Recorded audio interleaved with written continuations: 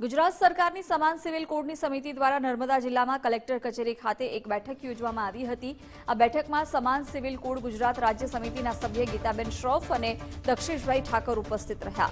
Collector કચેરી conference hall ખાતે યોજાયેલા આ બેઠકમાં ઘણા લોકોએ સમર્થન આપ્યું, જ્યારે ડેડિયાપાડાના ધારાસભ્ય ચૈતર વસાવાએ આ કાયદાનો વિરોધ નોંધાવ્યો।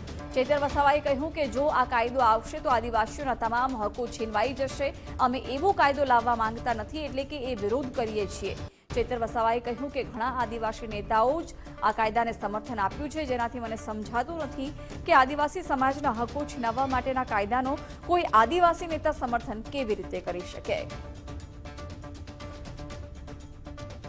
અલાભાઈ, યુસીસી લાગુ થશે તો જે અમે ચૂંટાઈને આવીએ છીએ આદિવાસી બેઠકો પર એ નષ્ટ થઈ જશે। આપણા બાળકોને જે અનામત બેઠકો પર ભણવાની તક મળે છે, સ્કોલરશીપ મળે છે, એ પૂરું થઈ જશે। જળ જંગલ જમીન પરના અધિકારો નષ્ટ થશે। કેટલાક આદિવાસી સમાજના લોકોએ એવું કીધું કે યુસીસી આદિવાસીઓ પર પણ લાગુ થવું જોઈએ।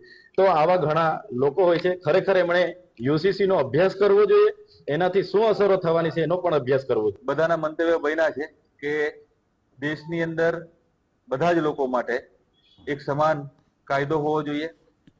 મહિલા હોય, પુરુષ હોય, બધા લોકોને સમાન અધિકાર મળવા જોઈએ અને સમાન કાયદો હોવો જોઈએ।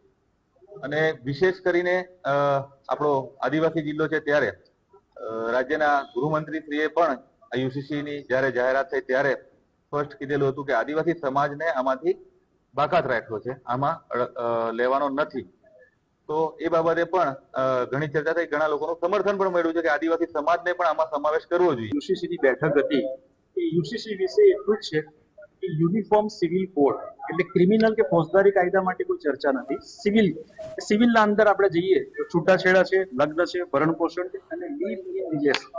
હવે મુસ્લિમ સમાજ તરફથી હું એડવોકેટ એમજી કુરેશી પણ આજરોજ આ મિટિંગમાં હાજર હતો। મેં જોયું સભાગણમાં કે વધારે પડતી જે બહુમતી હોય તેના તરફેણમાં નિર્ણયો થતા હોય છે। એ રીતે અમારા સમાજના લોકો ઘણા ઓછા હતા।